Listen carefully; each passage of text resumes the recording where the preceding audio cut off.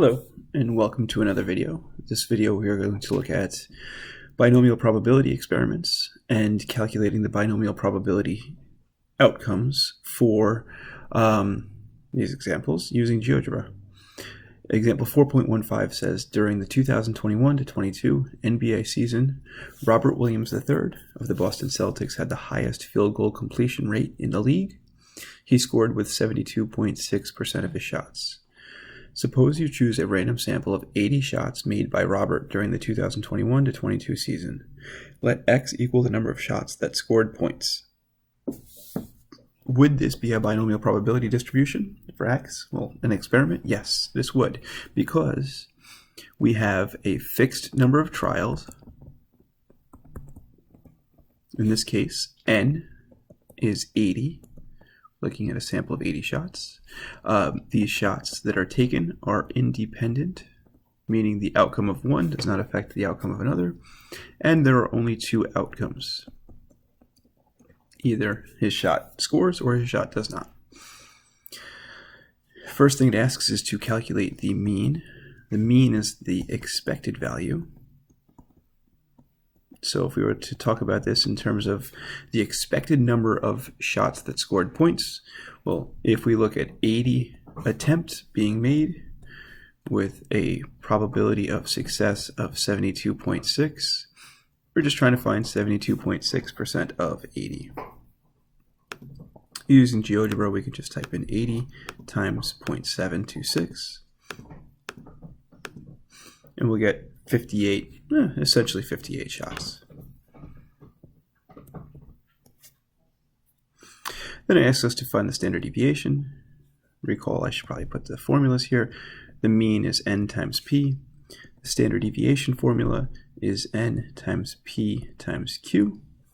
We haven't talked about q yet, but p is the probability of success.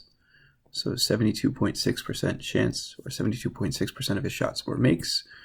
Q is the complement, 1 minus 0.726, which if you were to do the subtraction, you'll get 0.274. So going back to calculating the standard deviation, we would have 80 times 0.726 times 0.274 inside the square root. To complete this in Geogebra, we can either use the square root symbol, or we can actually type in SQRT, open parentheses, and as soon as we do that, it converts it to a square root symbol. So in this case, we're going to do 80 times 0.726 times 0.274, which is the complement, or the Q value. And it's essentially 4, 3.99 or 4. All right, so that's the mean and standard deviation. Part C now asks us to use our calculator to find the probability that Robert scored with 60 of these shots. So in Geogebra, we're going to use the binomial distribution function, which is accessed by typing in binomial dist. We want the number of trials, followed by the probability of success, followed by the number of successes we want. In this case, we want 60 exactly. We'll use the curly bracket. There's another video on my feed that also shows how we can enter this with the cumulative function, or the cumulative command, where we would enter the word false here. You can watch that video or see the next example for how to use that. So we'll type in binomial dist, oops, no, it's not the t, open parentheses, 80, comma, 0.726, comma, curly bracket, 60. And we'll get 0.0911. 0.0911. 911. Now part D says, find the probability that Robert scored with more than 50. Well, more than 50 means 51 or more. There are two ways of doing this in GeoGebra. The first way is to use the binomial distribution, as we were just talking about it. 80 trials, probability of success of 0.726, and we can list all of the possible outcomes, 51, 52, all the way up to 80 inside the set brackets. But that's too much. We're not going to deal with that. What we can do instead is we can use the cumulative function.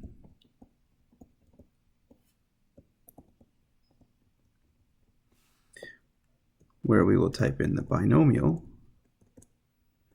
dist of 80, 0.726.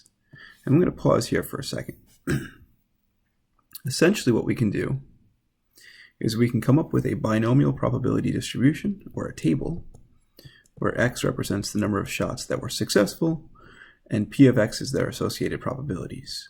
So if we look at 80 shots being taken, we can have 0 make it, or 1 make it, or 2 make it, or 50 shots make it, or 51 shots be making, or all the way up to 80.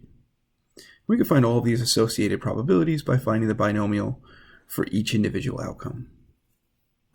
But for this question, we want more than 50. Well, more than 50 is 51 or more. So we can find all of these probabilities by finding their complements. We can use the cumulative function to find the outcomes, or the probability, cumulative function, to find the probability of 0 through 50 by typing in 50, let's go with a different color so it stands out a little bit, 50 as our maximum value, and then the word true.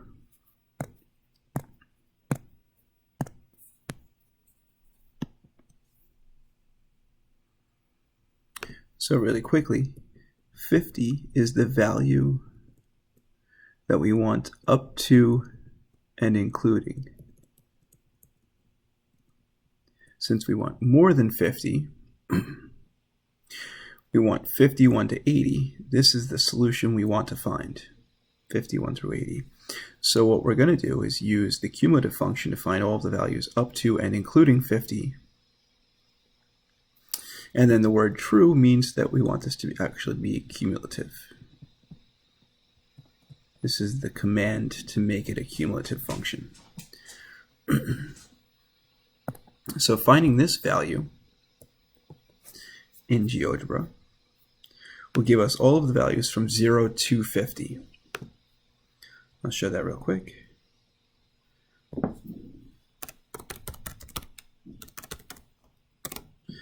$80 trials, probability of success of 0.726, and we want 50 to be the maximum value. True, again, tells us that we want it to be cumulative. So this tells us that 50 or less makes, or 50 or less successes, has a probability of 0.0315. Probability that x is less than or equal to 50 is 0.0315. So to find the probability that it's 51 or more, that x is greater than 50, we'll do 1 minus 0.0315. And that'll be our solution. Two different ways of doing this in GeoGebra. I can go back in and edit what I just did to make it say 1 minus that value. It's probably the easiest way of doing that. Or we could also just do 1 minus letter D, because D is defined to be the solution to that expression. So either way, we'll get the same solution, which is 0.9685. 0.9685.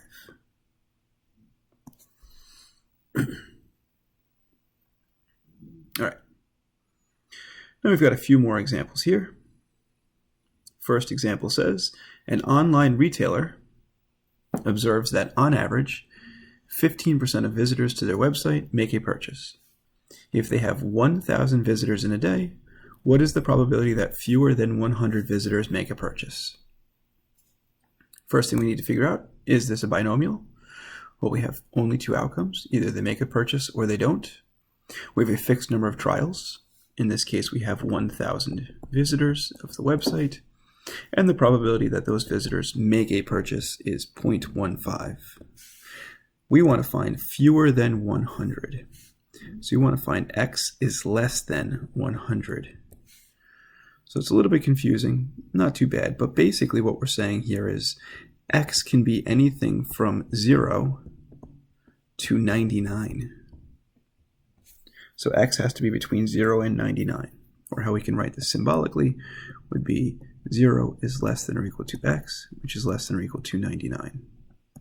So this is an up to and including question. So again, we can use the cumulative function.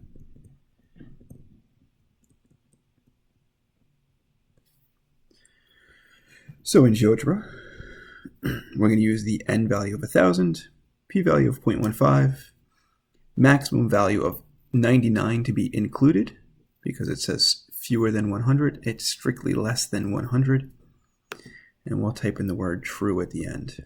So binomial dist, open parentheses, 1,000 trials, probability of them making a purchase is 0.15. We want 99 to be the maximum value, and since it's cumulative, we'll put in the word true. And we will get essentially 0. Not actually 0, but with our probabilities, we always round these to 4 place values. If we round these to 4 place values, you'll see it's still basically 0. So 0.00001 to 4 place values is 0. All right, example 4.17 says a software company estimates that 20% of its customers will renew their subscription. If they have 50 customers, what is the probability that at least 10 will renew? Again, same thing. We're talking about a binomial because we only have two outcomes. Either they renew their subscription or they don't. We have a fixed number of trials. In this case, we have an n value of 50. Let's go with plum for this one. N equals 50.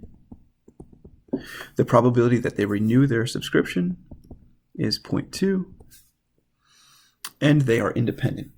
If one customer renews their subscription, it has no bearing on whether or not the next person will.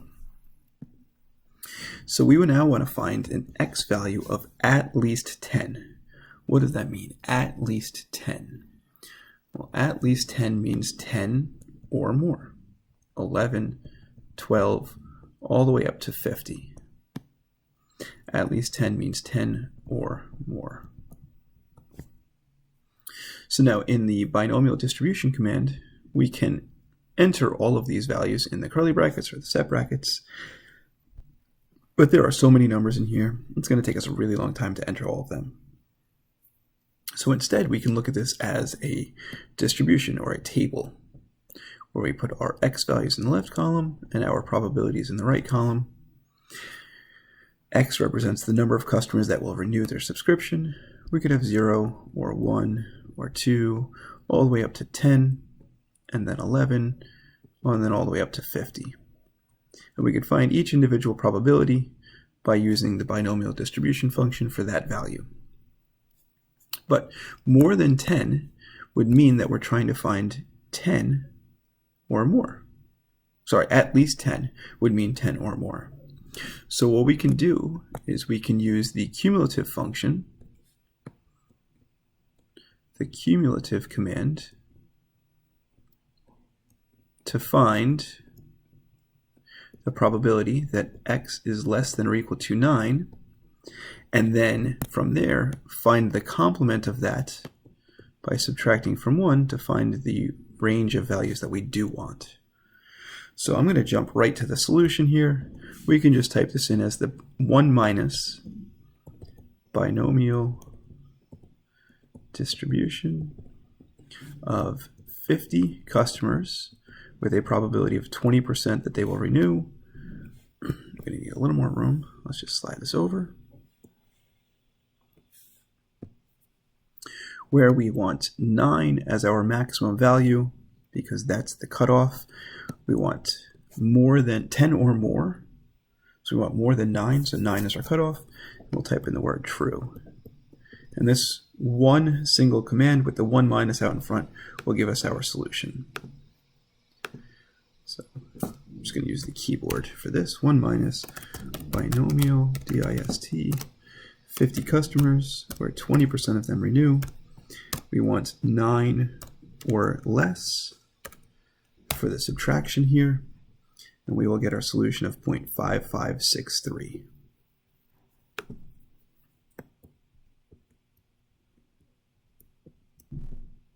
Now I know that I'm going through these examples quickly.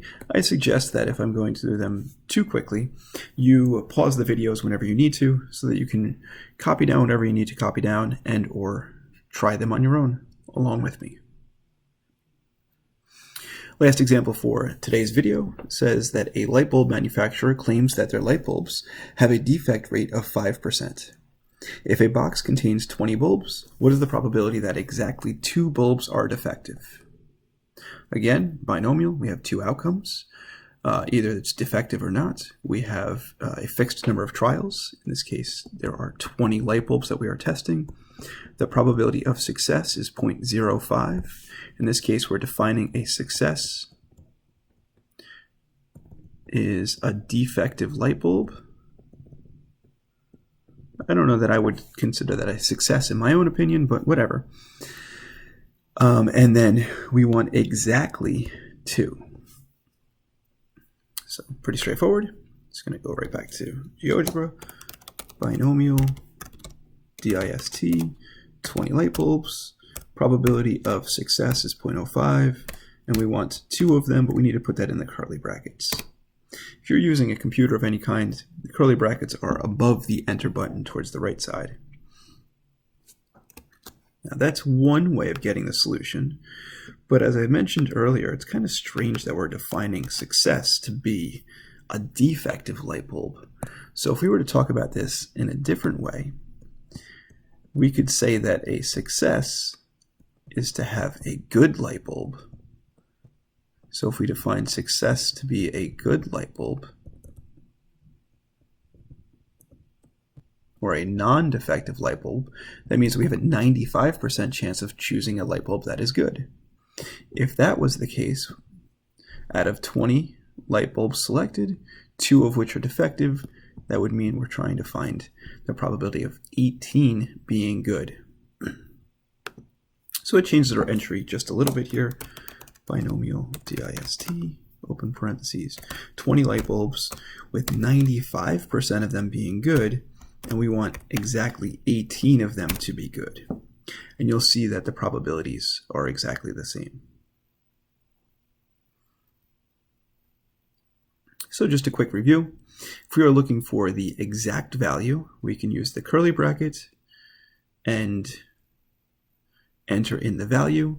If we have a small list of values, let's say we wanted to have 2 or 3, we could enter 2 different values in the curly bracket and we can find the cumulative sum that way.